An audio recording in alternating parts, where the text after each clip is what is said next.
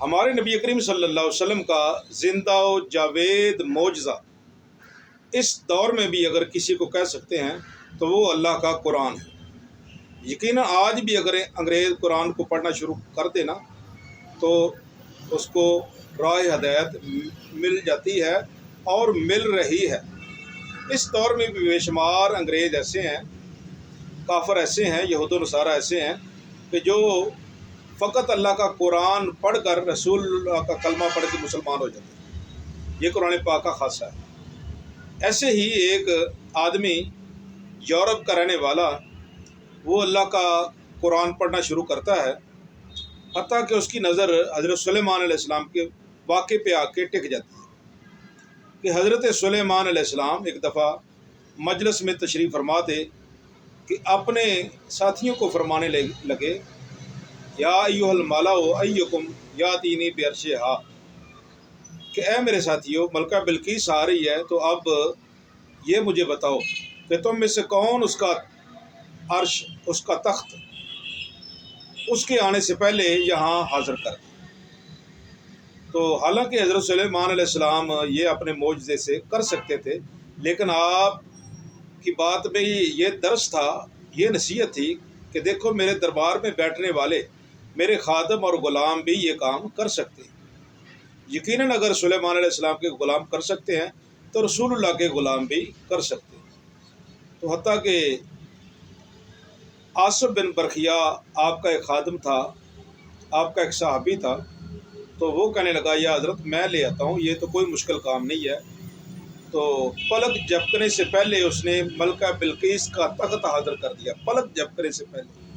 یہ اللہ کا قرآن ہے۔ کہنے لگا میں لے آتا ہوں، یہ کون سی بات ہے؟ کتنی دیر قبل ان یرتد الیک طرفک، آپ کی پلک جھپکنے سے پہلے، یہ بھی عرض کی کہ میں اپنی پلک جھپکنے سے پہلے، بلکہ آپ کی، سلیمان علیہ السلام آپ کی پلک جھپکنے سے پہلے۔ تو جب آپ نے دیکھا تو تخت حاضر بھی تھا۔ تو وہ آدمی بڑا حیران ہوا ہے مسلمانوں کی شان پہ کہ یہ کیسا کمال ہے، کیسے معجزات ہیں اللہ کے نبیوں میں، اور ان کے پاس بیٹھنے والوں کی کیسی کرامات ہیں۔ تو بڑا حیران ہوا کہ یہ مسلمانوں کے قرآن میں یہ واقعہ ہے۔ یقیناً یہ پڑھتے ہیں تو شاید ہو سکتا ہے ان میں بھی کوئی ایسا بندہ ہو۔ بہرحال مختصر کہ تبلیغی جماعت یورپ کے دورے پہ جاتی ہے تو وہاں ان کو دیکھ کے یہ بھی کلمہ پڑھ کے مسلمان ہو جاتا ہے کہ ہو سکتا ہے ان میں سے میرے سوال کا جواب مل جائے۔ وہ ان سے پوچھتا ہے مجھے یہ بتاؤ کہ تخت سلیمان کیسے آیا تھا، ملکہ بلقیس کا تخت سلیمان علیہ السلام کیسے لے کے آئے تھے؟ وہ کہنے لگے چھوڑو یار ان باتوں کو چھوڑو، اللہ کو مانو، کسی کے ذکر کی ضرورت نہیں ہے، لا الہ الا اللہ لا الہ الا اللہ۔ وہ کہنے لگا نہیں یار، وہ تو ٹھیک ہے لا الہ الا اللہ، لیکن یہ بھی تو ہے نا محمد الرسول اللہ، ان کے ماننے والے بھی تو کچھ کر سکتے ہیں نا۔ یہ تو تمہاری کتاب کہہ رہی ہے، تمہارا قرآن کہہ رہا ہے کہ یہ سلیمان علیہ السلام کے غلاموں میں طاقت ہے، تو کیا ہمارے نبی کریم صلی اللہ علیہ وسلم جنہیں تم یہ کہتے ہو کہ تمام انبیاء کے سردار ہیں اور امام ہیں، تمام انبیاء سے افضل ہیں، تو مجھے دکھاؤ نا کوئی ایسا بندہ۔ بہرحال ان کے پاس جواب نہیں تھا، وہ ان کو اپنے ساتھ نا پاکستان لے کے آ جاتے ہیں۔ پاکستان جب آتے ہیں نا، لاہور ایئرپورٹ پہ اترتے ہیں تو چلتے چلتے ان کا گزر ہو جاتا ہے داتا دربار کے سامنے سے۔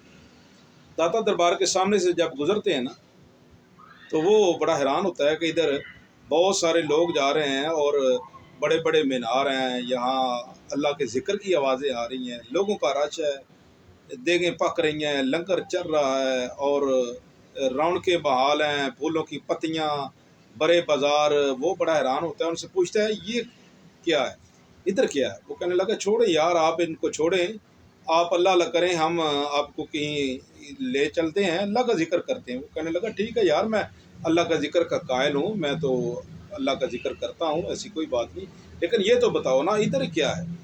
وہ کہنے لگے ہاں ادھر یہ ایک نا شرک کا اڈا ہے، شرک کا اڈا ہے۔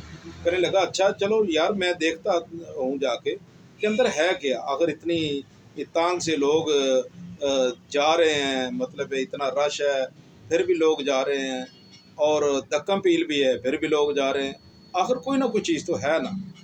چونکہ وہ دل میں ایک چیز کا متلاشی تھا کہ مجھے کوئی اللہ والا مل جائے۔ مختصر کہ وہ داتا دربار کے ہاتھے میں جاتا ہے، دیکھتا ہے تو کچھ لوگ اللہ کا قرآن پڑھ رہے ہیں، کچھ نوافل ادا کر رہے ہیں، کچھ محفل ناز سجا کے بیٹھے ہوئے ہیں، کچھ محفل ذکر سجا کے بیٹھے ہوئے ہیں۔ وہ بڑا حیران ہوتا ہے، اور اچانک اس کا سامنا ہو جاتا ہے ایک بابا جی سے۔ ایک بابا جی آتے ہیں اور اس کو کھینچ کے بٹھاتے ہیں نیچے، بیٹھ یار ادھر، تو کیا حال ہے تیرا، تو نے کلمہ پڑھ لیا ہے تو تجھے مبارک ہو۔ وہ بڑا حیران ہوتا ہے کہ بابا جی کو کیسے پتہ چلتا ہے۔ تو وہ کہنے لگا اچھا جی یا حضرت یہ بتائیں، میرے دماغ میں ایک سوال ہے کہ وہ آج تک مجھے اس کا جواب نہیں مل سکا کہ حضرت سلیمان علیہ السلام کا تخت کیسے حاضر ہو، ملکہ بلقیس والا تخت سلیمان علیہ السلام جو لے کے آئے تھے نا، وہ کیسے حاضر ہو گیا؟ مجھے اس کا جواب نہیں مل رہا، آج تک کسی نے بھی نہیں بتایا۔ دراصل وہ متلاشی تھا کہ حضور کی امت میں بھی کوئی تو بابا ہوگا نا، کوئی تو اللہ کا ولی ہوگا، یقیناً وہ مجھے کوئی نہ کوئی کرامت دکھائے گا۔ تو در حقیقت وہ بابا جی وہ خود صاحب مزار حضور داتا گنج بخش جی تھے، خود دربار والی تھے۔ انہوں نے پہچان لیا تھا کہ ایک آ رہا ہے انگلستان سے، یورپ سے ایک آدمی آ رہا ہے کہ جو کہتا ہے اسلام پہ میرا قرض ہے، اسلام پہ میرا قرض ہے، میرے سوال کا جواب کسی کے پاس نہیں۔ وہ تو سر کہ آپ فرمانے لگے چلو بیٹھو تو صحیح، میں آپ کا سوال دیکھتا ہوں۔ تو تھوڑی دیر کے بعد آپ فرمانے لگے اچھا کیا پیو گے، ٹھنڈا پیو گے گرم پیو گے؟ موسم سرما تھا، وہ کہنے لگا چلو جی گرم ہی پلا دو۔ تو حضور داتا گنج بخش علی جویری رحمۃ اللہ علیہ نے ایسے ہی اوپر ہاتھ کیا اور ایک چائے کی چینک بھی پکڑ لی اور کپ بھی پکڑ لیے، اور نیچے اس کو بٹھا کے اس کو پلانے لگے۔ اس وقت چینکیں بہت کم تھیں، بہت کم تھی، اکثر مٹی کے برتن استعمال ہوتے تھے۔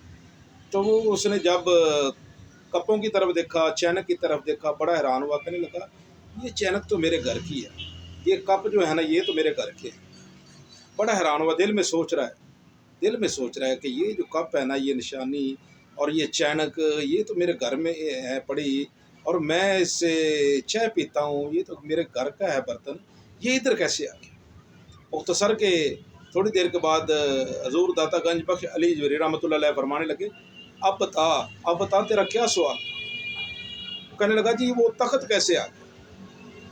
تو آپ مسکرا کے فرمانے لگے جیسے یہ چینک اور یہ کپ آ گئے، جیسے یہ چینک اور یہ کپ آ گئے ایسے ہی تخت سلیمان آ گیا تھا، تخت بلقیس آ گیا۔ تو فوراً قدموں میں گر پڑا، مسلمان ہو گیا۔ تو آپ نے اثر نو کلمہ پڑھایا، فرمایا حقیقت میں تو آج مسلمان ہوا ہے، آج مسلمان ہوا ہے، تیرا آج جو اسلام پہ ایک قرض تھا نا وہ ہم نے ادا کر دیا۔ جو اللہ کے ولی ہیں نا وہ روئے زمین کو ایسا دیکھتے ہیں جس طرح ہاتھ کی ہتھیلی پہ رائی کا دانہ ہوتا ہے۔ تو حضور داتا گنج بخش رحمۃ اللہ علیہ نے اس کا درینہ مسئلہ حل کر دیا۔ آج بھی اس کا مزار حضور داتا گنج بخش علی اجمیری کے احاطے میں ہے۔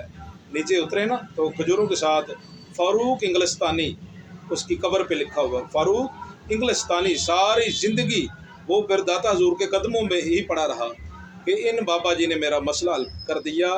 یقیناً یہ رسول اللہ کے غلاموں میں بھی یہ طاقت ہے، اور یقین جانے یہ عقیدہ اہل سنت ہے ہی بڑا پیارا۔ ہم بزرگوں کے پاس ایسے نہیں جاتے، داتا دربار دوسرے مزاروں پہ ایسے نہیں جاتے، یہ ہماری نظروں سے اوجھل ہیں لیکن در حقیقت یہ زندہ ہے، یہ اللہ کے درویش ولی کامل زندہ ہے۔ یہ آج بھی الحمدللہ ہم پہ نظر کرم کیے ہوئے، آج بھی یہ اپنا فریضہ سر انجام دے رہے ہیں، اور یقیناً خواجہ اجمیری جیسے، داتا گنج بخش علی اجمیری جیسے بے شمار ہمارے بزرگان دین ہندوستان میں تشریف لائے، اور ہندوؤں سکھوں سے کلمہ پڑھا کے ہمارے آباء و اجداد کو انہوں نے رسول اللہ سے وابستہ کر دیا، رسول اللہ کے در سے ملا دیا۔ اس لیے پاک و ہند میں زیادہ اللہ کے ولیوں کو مانتے ہیں، درباروں کو مانتے ہیں، جاتے ہیں درباروں پہ، مزاروں پہ، اس لیے کہ ہمارے بزرگوں کو انہوں نے اسلام دیا، اسلام سے روشناس کرایا، محبت مصطفیٰ سے روشناس کرایا۔